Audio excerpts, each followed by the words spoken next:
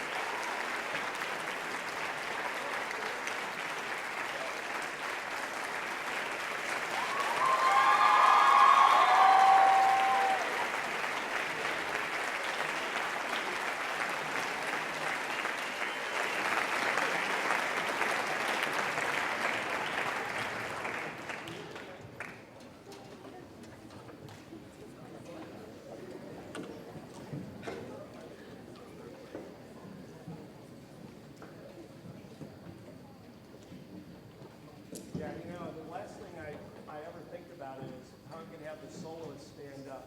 So, in a piece like that, there's so many soloists, I should write them all down. And then I started in the front and went to the back, and I shouldn't have done that. So I'm going to just do that again the right way. With the people. Could we just start from this end? We had a tuba solo.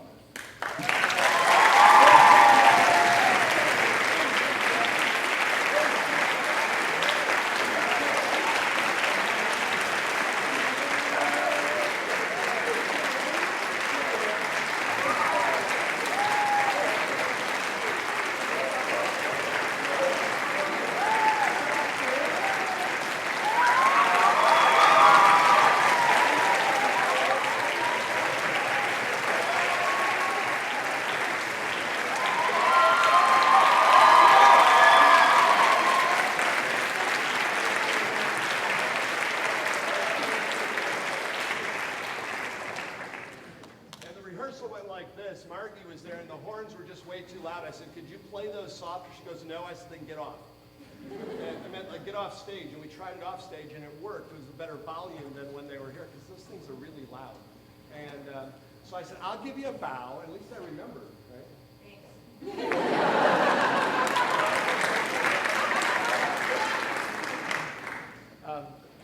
Look, traditionally we do we like to recognize our seniors and do a few awards and some announcements, and we usually do that and then play our last piece. And I knew I couldn't do that, so if you will allow us, we'd like to recognize a few students. Yay, Fran's here!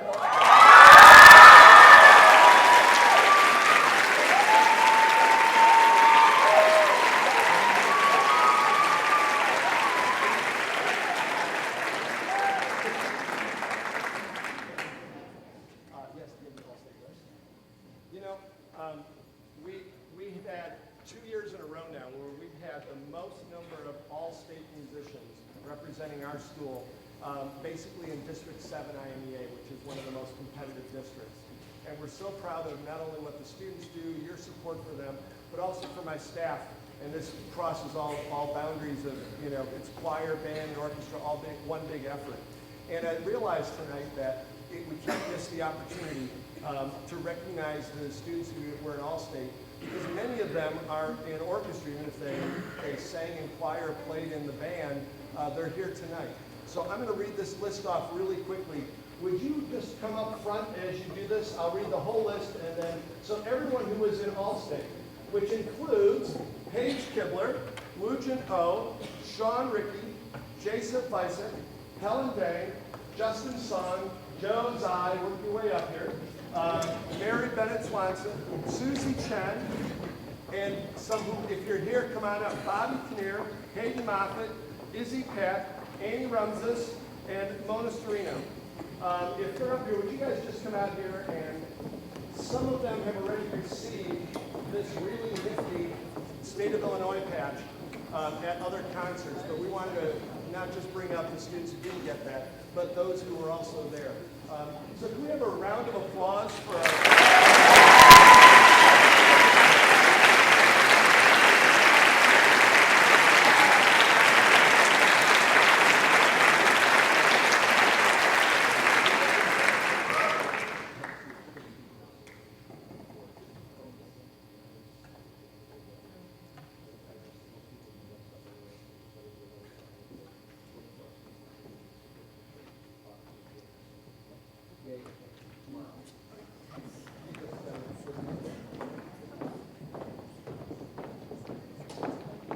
Wow. Every year it happens, the students, they've been here for 4 years and it's time for them to move on. And I don't know how many times, well, I do know, 33 times, I said, I don't know how we're going to get by without them. And some of you are sitting in the audience tonight. I'm sorry to say we're doing fine without you. Okay, so I didn't really think much about what I was going to say. I'm glad Mrs. Fata was here to speak for both of us in many ways, but I told the students, this is my little story. I was just had dinner with someone last night, and we're watching the Hawks game. And Elizabeth says, so what are you going to do for your last number? What's going to be the last piece you conduct? And I went, never really thought about it. And I guess most people think about that. But I'm just thinking about the piece that would really work well with the orchestra and what would be fun. And so we've been working on the Gershwin for a long time, and I shared with them. I made it, didn't I?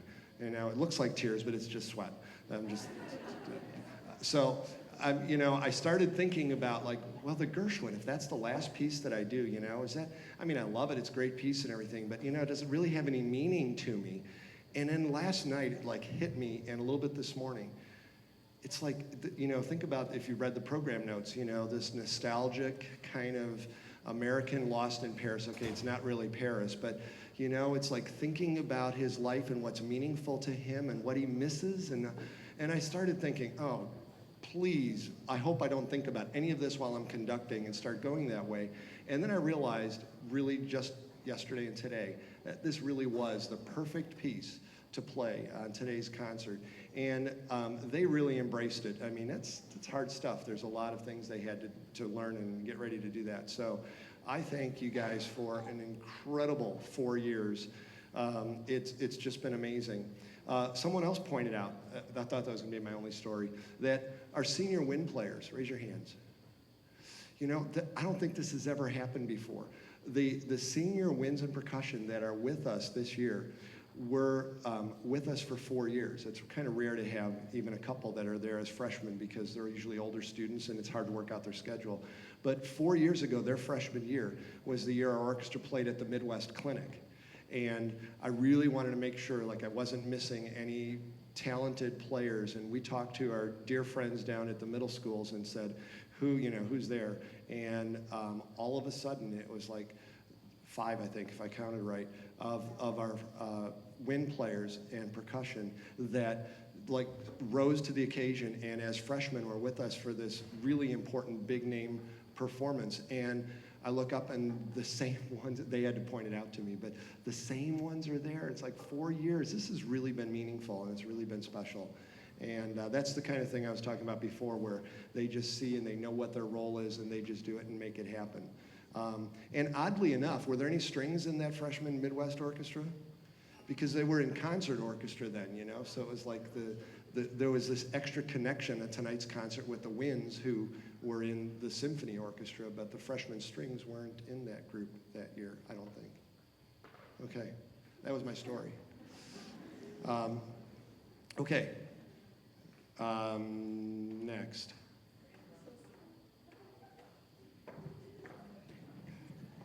At this time, we have a special presentation. Would Mrs. Lestina, Frank's daughter Amy, and Fran Fata is here with me. Please come forward.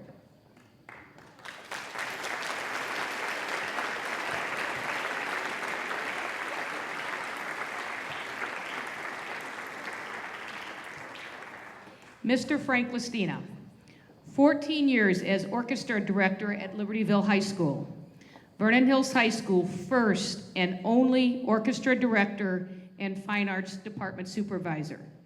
You clearly have built a first-class program and left your footprint all over Vernon Hills High School. You expect the fine arts department to be the best in the state and are committed to excellence. We could not have picked a better person to lay this strong foundation for our fine arts and music department. I personally am having a hard time saying goodbye.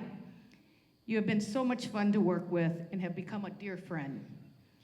In honor of your hard work and dedication, we have a bronze plaque that we would like to place outside our auditorium. It reads,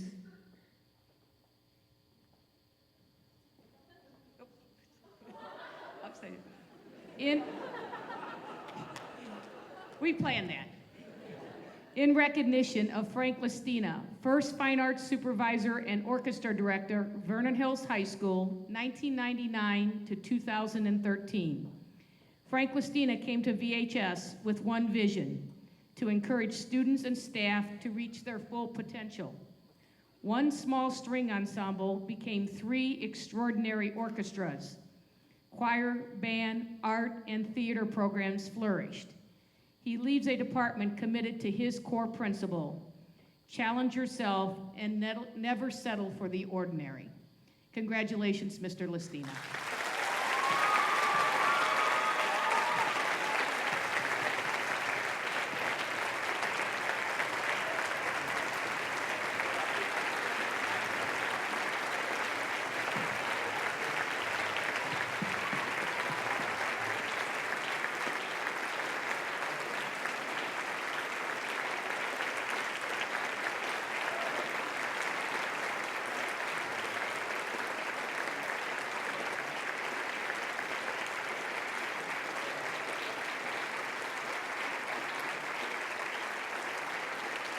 So I had a few words to tag along with Dr. Swick, and I'm going to try to keep this short. I get the mic, so all these years, they add up cumulative right here. This is where it counts, though.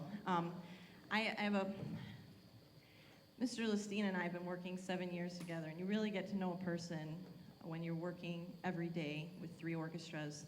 You bounce ideas off each other. And I remember the first year, it was kind of crazy. My predecessor called and said, "Hey, Fran, how's it going with Frank?" And I said, "Well, good, I think, but it's, we don't really do scales, and he picks music that's way too hard, but they pull it off. I don't really get how this works." And she told me, "Fran, I only worked there a year, but whatever Frank says, he's right." It was an absolute. She said, "Just listen to him, and whatever he says, he's always going to be right." I said, "Well, okay." And it's true. I couldn't think, I want to publicly thank you for being the mentor you've been to me, both from an educator standpoint and as a person. You've guided me through tons of things, so thank you for that. I had a top 5 list of the uniquenesses of Mr. Lestina. The first one I wanted to just say is that you never stop learning. You have the latest iPad updated. You're a Facebook fanatic. You know how to use everything on Facebook. And you're always looking for the newest music. You go to all the conferences up through year 33. You don't miss them, and you look for new music for our students. That's really special. To tag it along with that, number 2, your scrutiny over music. It is amazing. Every piece fits a certain group, and you may not know what you're playing till like the week before the concert, but you know it's the right piece that you're doing. To go along with that, I got goosebumps today. Like, I don't even know how many times. It's the first time I'm hearing live music in 3 months, and that Death and the Maiden you decided to do, how you told the audience, I don't know if this is going to work. I'll never listen to it as a quartet again. That was so cool how you did that and made that work. Number 3, your uniqueness of your obsession with flash mobs. I think it seems like you're always wanting to do a flash mob, and we've done so many, and it's so funny because the students get ready to go out in the lobby to play for other students, and Mr. Lesina's got the whole plan. Now you're going to do this, and he runs it once, and you better know what you're doing. And then the students all ask me, "When do we go out, Mrs. Fada? I don't know. When is it our turn to play?" So those are always so neat. Love them. Number 4 is I'm going to call you a humble expert, meaning you are an expert at what you do, but usually experts are snotty, and they don't really care to teach others, and you are quite the opposite. You know your stuff better than anybody, and I don't even know if a lot of people know that about you in the state of Illinois, but you never, you always help people, and you say it in a most tactful way that makes us feel good about ourselves, to the students, to your colleagues, and I appreciate that so much. And lastly, your uniqueness of being a big picture kind of person. You've, like Dr. Swick said, put VHS on the maps,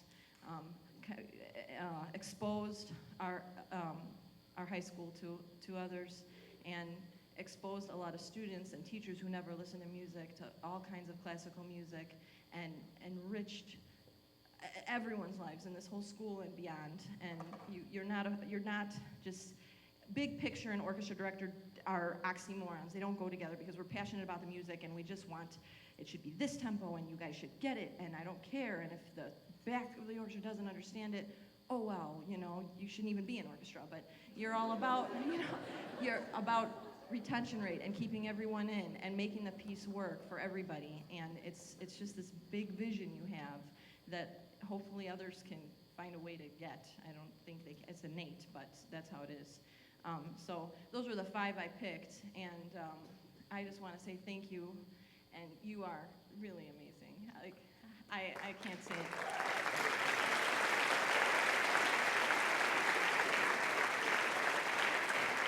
Congratulations, and God bless you, and good luck to you as you continue your career and other things to touch others the same way you touched us.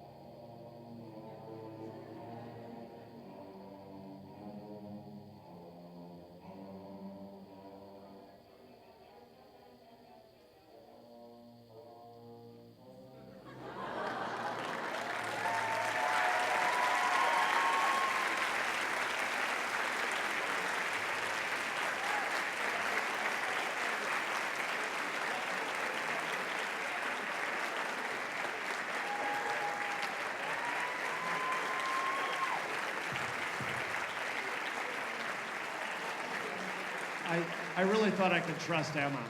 If there was anybody I could trust, I thought it would be Emma, but I guess not. Oh, and Claire. No, that's awesome. I don't even mind. You know, I think you have to change your hairstyle at least once a decade. And see, Mr. Heath's gonna fit right in.